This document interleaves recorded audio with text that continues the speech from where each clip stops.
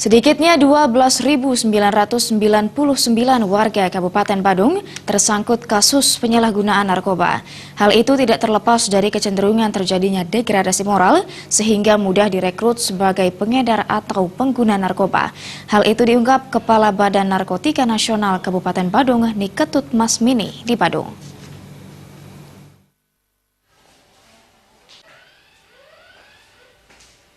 Lebih lanjut disampaikan Niketut Masmini, dari 643.500 jiwa penduduk Kabupaten Badung, hingga saat ini tercatat 12.999 jiwa tersangkut penyalahgunaan narkoba dengan persentase 2,02% dari jumlah penduduk. Terjadinya peningkatan jumlah penyalahgunaan narkoba tidak terlepas dari faktor globalisasi yang sulit dibendung serta terjadinya degradasi moral di kalangan generasi muda, sehingga mendorong mudah direkrut sebagai pengedar maupun pengguna narkoba. Dalam mengatasi hal tersebut, BNN Kabupaten Badung telah melakukan beberapa upaya, diantaranya melakukan pengungkapan kasus. Pada 2017 telah berhasil mengungkap 6 kasus dengan 4 kasus telah P21.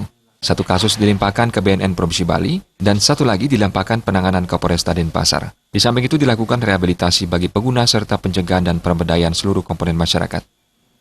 Penduduk Kabupaten Badung sebanyak 643.500, kemudian dengan prevalensi ada di angka 2,02%, diperkirakan atau diestimasikan jumlah penduduk Badung yang menjadi penyalahguna narkoba sekitar 12.999 jiwa. BNN Kabupaten Badung telah melakukan rehabilitasi sebanyak 58 orang, itu dilakukan rawat jalan, dan ada 10 orang itu dilakukan rawat inap dengan cara dikirimkan ke Rumah Sakit Jiwa Bandung.